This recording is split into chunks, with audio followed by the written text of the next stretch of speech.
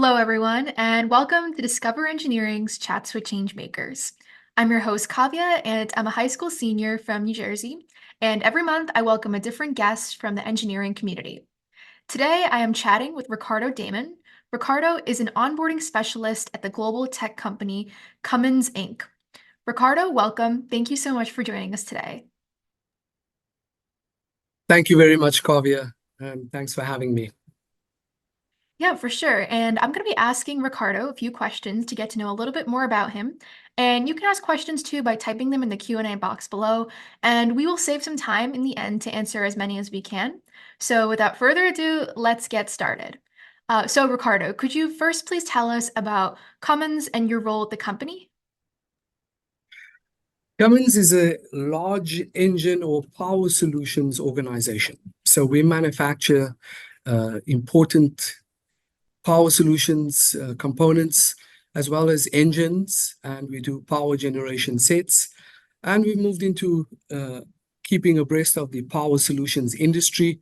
We also have moved into new power, so things like electric, battery packs, hydrogen, making the power and cleaner that we use.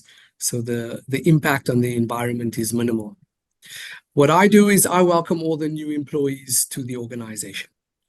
I've done that in South Africa, across Africa and the Middle East, and we introduce them to our culture and how we do things within our business, how we conduct ourselves, and how we maintain our reputation as a large organization. We're a global organization that's based in 190 countries, and we are over 80,000 employees across the world. So I get to do that across the whole US. Anyone that joins the organization at any level within the business goes through our training program for 3 days. Wow, that's awesome to see the scale, to hear about the scale of your impact. And so what types of STEM job roles are you typically onboarding? So lots of them within the software engineering, in the information technology side. We've also recruiting or onboarding mechanical engineers, technical engineers, all the engineers that build our products, that build the engines that go in trucks that transport goods across the US, or the buses that transport our kids to school. So many engineers that are coming into the business that work on different types of solutions within Cummins. And what are the main goals of the onboarding process, and what do you consider to be the most important part or quality that you seek in the people that you're trying to hire into the organization? So with the people that we onboard, we provide a similar experience for all new employees, where we give them a foundational understanding of the Cummins culture. We also set behavioral expectations, right? We are highly recognized company across the world, and so we provide them with how we treat each other within the workplace. I think that's very important, because then each and every person, we get to bring out the best in them, right? We also give them the necessary tools so they can become productive as soon as possible. And also they get to network with all their fellow new employees, and this will speed up their time to becoming productive. And they've also, I think when we deliver a topic that talks to diversity, equity, and inclusion, it really talks to the fact that we embrace different perspectives and different people from different parts of the world, right? And it also confirms their decision that they've joined one of the best organizations in the world. So that's what I get to do. That's awesome. And so I have a follow-up question. I know you mentioned that the company has an impact on a variety of sectors like energy, transportation, and so forth. So, how is your company addressing sustainability, and how do you get everyone behind that vision? Fantastic question. So I'm very proud of the organization I work for, because we really look at sustainability when it comes to the impact we have on the planet as well. Because of the products that we make, when we talk to energy, we're always looking at renewable energy. So you'll find that a lot of our facilities have solar power or panels, so we can have renewable energy. We also look at things on the impact that we have on the environment. So we're getting involved in a lot of community work as far as communities that have water scarcity. We are coming up with initiatives in providing clean water for those communities. We also have remanufacturing facilities where we get to use products again. So we don't have to uh, continuously mine raw materials. And we take the lifespan of the engine, for an example, and bring it back to about 80%, right? So the clients can use it again for a certain period of time. So we have an initiative called Planet 2050 that you can all read about on our Cummins website that's open to the public. And this is really where we are driving initiatives on the impact we have on the environment as well, because we have to think of future generations, right? Uh, and reserving and preserving our planet for future generations. And we have our first audience question from a middle school class in California, and they wanted to know, what is your favorite part of your job? The favorite part of my job is to motivate people, right? I think is to share my story and make people realize that each and every one of us have a unique skill or a unique something to contribute, and we should be proud of it, right? And share that with everyone that we come into contact with. But more importantly, we need to embrace everyone's differences. Because when we do that and we are inclusive of everyone else and their uniqueness that they bring, this is when we get to win. So that's the best part of my job, is that I get to explain to people the power of diversity and inclusion. That bringing different people from different backgrounds and cultural aspects is so amazing. That's how we, as a company, as an organization, as people, have won for the last 105 years. That's very true. And that actually leads perfectly into my next question, which was, how do you promote that vision of equity and inclusion in the new hires that you are onboarding? And especially since like people are coming from different types of backgrounds, how do you kind of take into account all of those differences when you're telling them like how the culture is and what everyone's role is overall? I think it's very important for people to understand that approach is everything in life. So my story is very unique. Coming out of Johannesburg, South Africa, we had a time of segregation. So, I always get to share that my late dad, as my mentor, instilled in me that as people, we should treat each other with kindness and respect. That's the only way I know, right? And when we are open to others and their ideas, this is how we also get to learn, and we get to share and empower each other. So I think that's very important. That's one of the topics I lead for my team as an onboarding specialist, because my story is unique. I got to experience differences, but I got to experience it through different people embracing each other and their uniqueness. So I think that's the best part of my job as well, where I get to let people know that if you are open-minded and you take the time to have a conversation with another person, you will get to truly know that person. We can never judge a book by its cover. We need to have a conversation. So we really dig deep and get to find the beauty within that next person. So that's kind of where what I do when it comes to diversity and inclusion, and allow people to understand that when we embrace diverse perspectives and we are inclusive of others, we all get to win. Mhm. For sure. And you mentioned that your educational background started in South Africa, and I believe that was with the Institute of People Development. So could you please share more about that chapter of your journey and how it has impacted your role today? So I didn't get the opportunity to go to college right after high school, and I studied part-time. So the opportunity to complete my qualification was while I was traveling. So I'd traveled to different countries in Africa, and my qualification is very unique to the corporate world. It is how you would go and implement training needs within your business.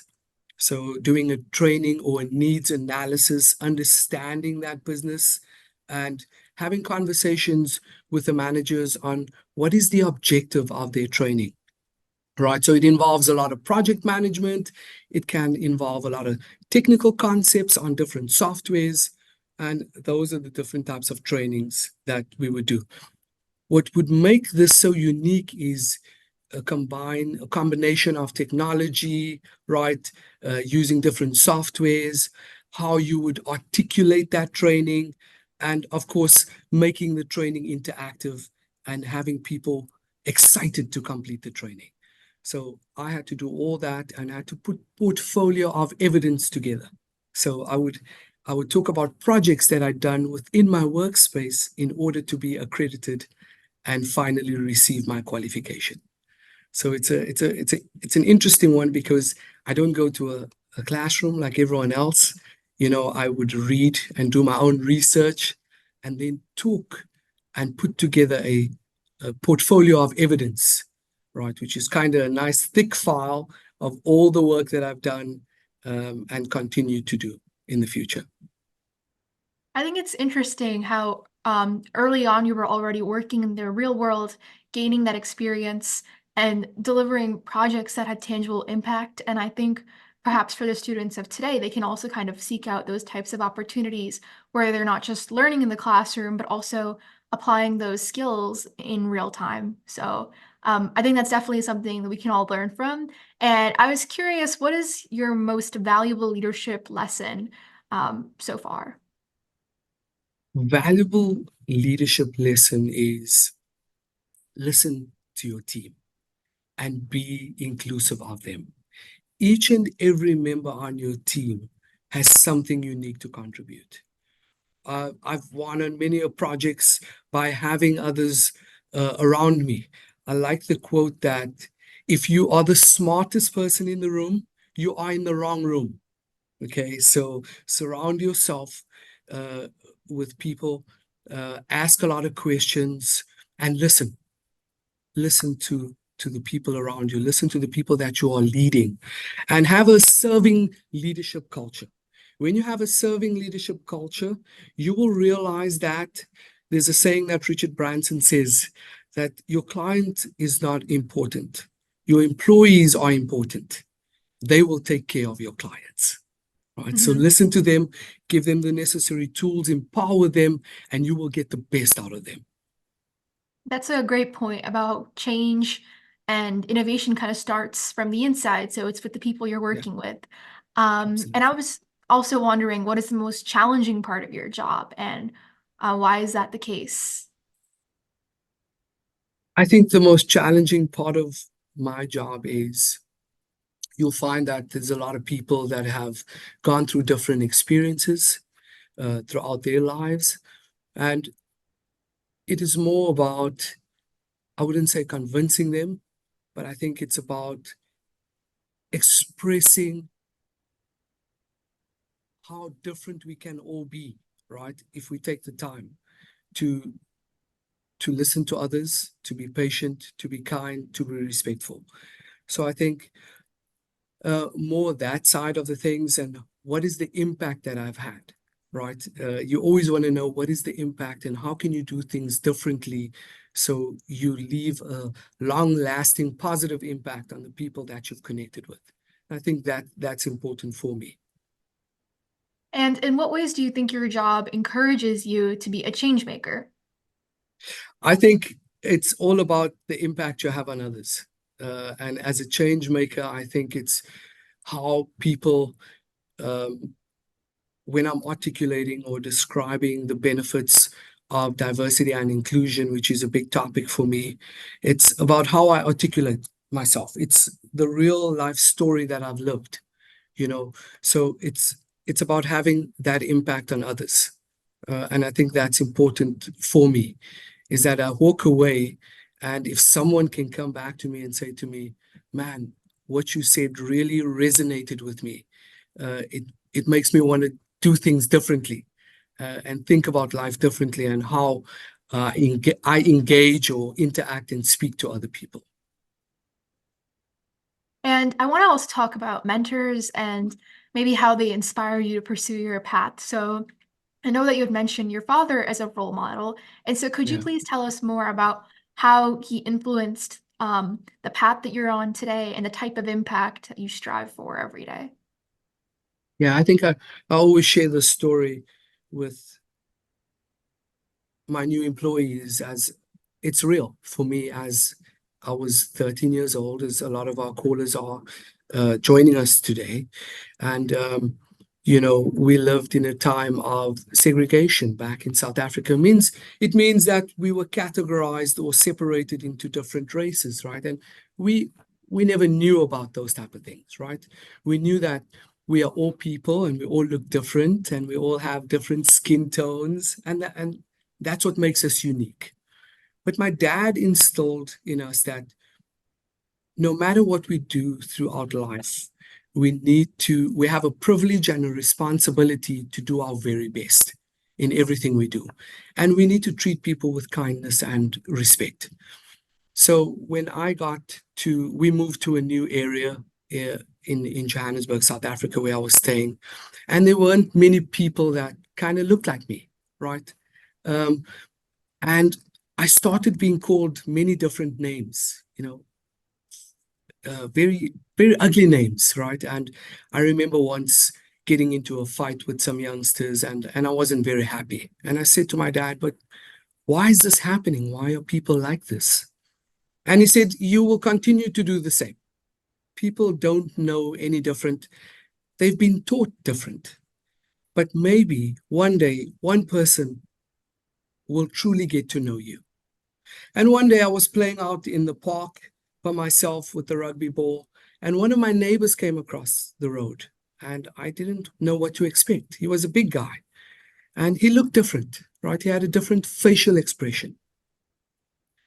But he asked me my name, and he spoke in Dutch, Afrikaans, which is one of my languages that I speak. And when I spoke back to him, he had a big smile on his face. His eyes got bigger, right? And we became the best of friends.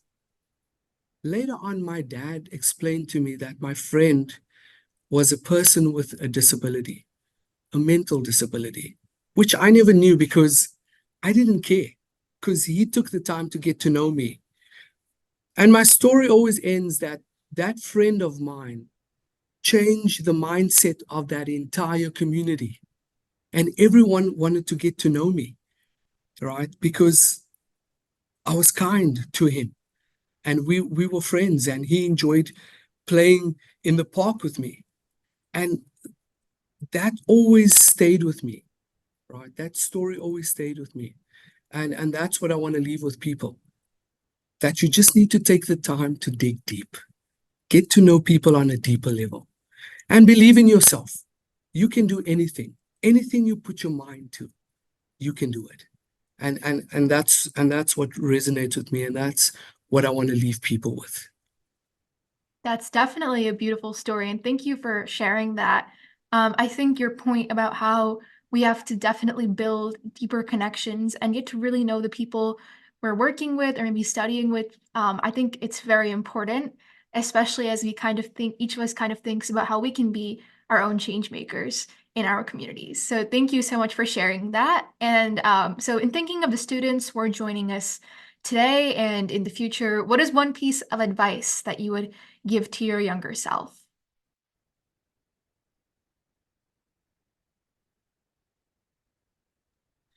I would encourage everyone to work hard, right? Believe in yourself, right? And just give everything that you have in. If you decide to be one day a great engineer or a great soccer player, whatever you do in this world, give it 110%. If I could tell my younger self, I would have put a whole lot of effort into a whole lot of other things and really just be yourself, realize and know that you are unique in your own individuality and work hard at everything you do, right? Be passionate about it, give it all your energy, and people will draw to you. People will feel that energy and they'll just want to be around you, right? And continue to treat people with kindness and respect. If anything else, that is one thing my dad left me with, and it has taken me from South Africa to the US, right? And everything that I've done, I've completed everything. If you are handed a project, whether it's at school, whether it's at work, give 110%. There's always someone else that is watching and taking note of the work that you do and the effort that you give. Never stop believing that someone else is watching what you do, because if I never gave 110% in everything that I do, I wouldn't be where I am today. That's definitely an inspiring message to leave our students with. And so going back to your early experiences, when you were in middle school, what did you want to be when you grew up? Oh, funny enough, I wanted to be a chartered accountant. I loved finance, I loved mathematics, but that quickly changed. Um, when I had traveled to the UK to London, I went on a 2-year holiday working visa to explore a different country, and I quickly got involved in human resources. I was hired at one of the airlines to be a flight attendant, right? And I was going to be traveling across the whole of Europe. But the one thing that was not done correctly was human resources didn't ask me if I needed a visa for Europe, which was a Schengen visa. And I never ever wanted anybody joining an organization to go through what I went through, because I didn't continue with that job because I didn't have a visa, and that's what led me to human resources. And I've been in HR for the last 16, 17 years. So it's funny how that came around. I wanted to be in finance, also had lots of things around engineering, mechanical engineering, software engineering. But one experience changed my whole mindset, and I don't regret it. And what is one skill that you think students should develop for their future careers in technology or engineering? Man, artificial intelligence. It is the hype. Robotics is big in the industry. We have been implementing it in the corporate world, and it is doing a lot of great things. The human element will never disappear. Okay.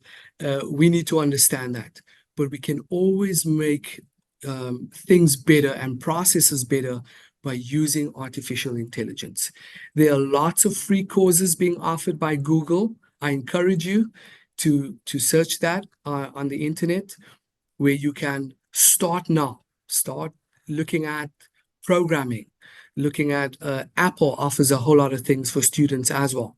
A lot of my children have been doing robotics, so I encourage you to start looking at the technology side of information technology side of things. It's really going to put you ahead when you get to college. Absolutely. And the next question is a fill in the blank. So you can finish that sentence with one word to describe yourself. And as a follow-up, why did you choose that word? I am unique. I love using the word um, because there's no one like you, right? You are unique in your own way. You have a different way of doing things, coming up with unique, fantastic ideas. There is nobody around the world that is like you. And you need to embrace that and use it, use your skills, be positive, be filled with energy, work hard, and give 110% at everything you do, because there's only one you. And we have another audience question. It's from Miss Bennett's class in Massachusetts, and they wanted to know, what do you like to do for fun outside of work? I'm actually a soccer coach out here in Columbus for one of the travel clubs. So I do a lot of coaching in the soccer for both my boys. And I also love running. I'm a long distance runner, so I do a lot of half marathons. And that is my goal now that I'm settled in the US for 2 years. I'd like to do a lot of the Boston, New York marathons, Chicago. So those are some of the fun things that we like to do. We love the outdoors as a family. So you'll find us doing a lot of hiking and being outdoors. And if you could have one superpower, what would you choose and why? It would be to heal others. If I could really um, kind of change the world about around healing others and providing for others, that that that I think is the best superpower to have. And what is one skill that you haven't mastered yet, but would like to? That's an interesting question. Here at Cummins, there's so many opportunities, and I've had friends that have, or colleagues of mine that have been in the plant building engines. So that is something on the top of my list.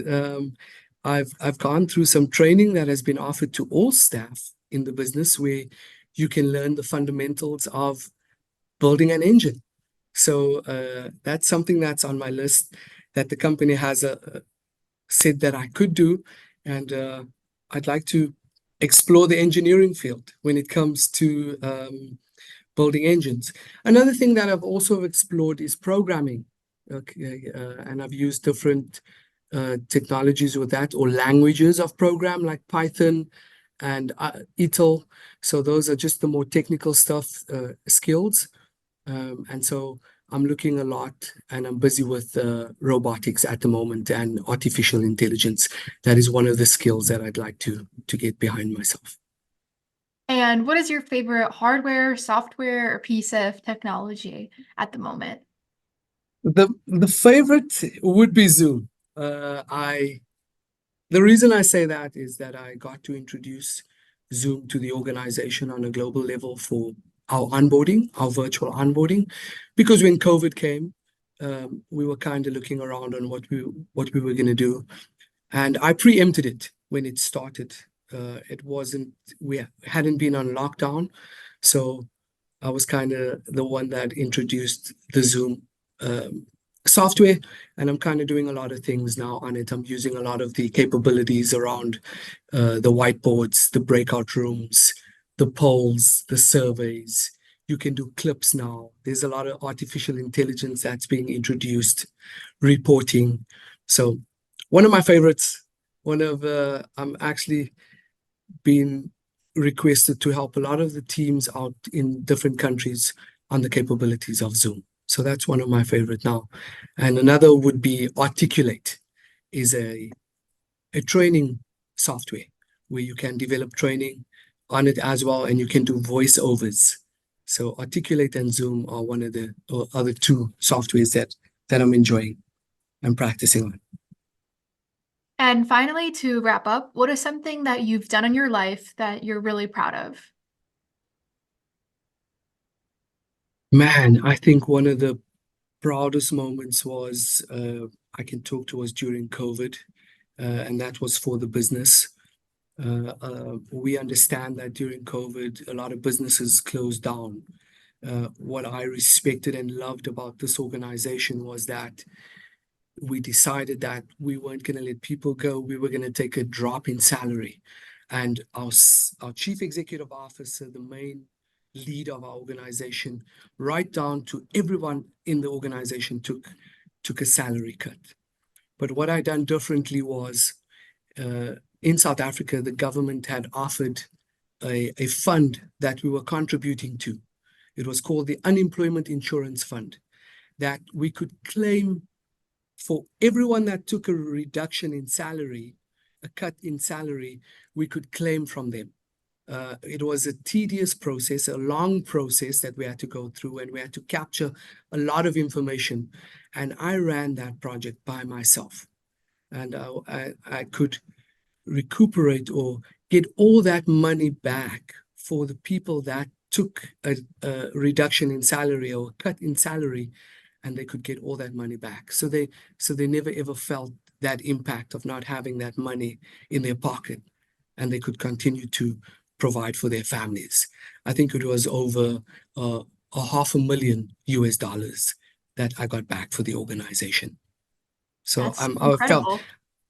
really proud of that because I'd done it by myself, and the fact that I had to make a lot of phone calls and ask about a lot of processes and get a lot of people involved. Uh, at the end of the day, I could sit back and say, I made a difference in a lot of my colleagues' lives for that period. Thank you so much.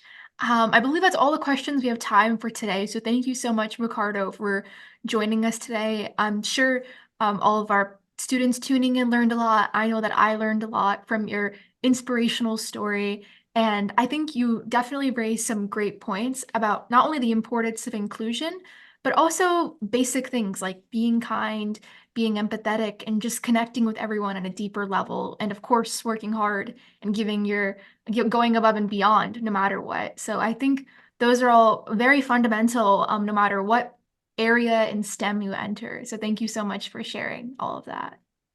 Thank you, Kavya. Thank you so much for having me. I really appreciate it. Of course.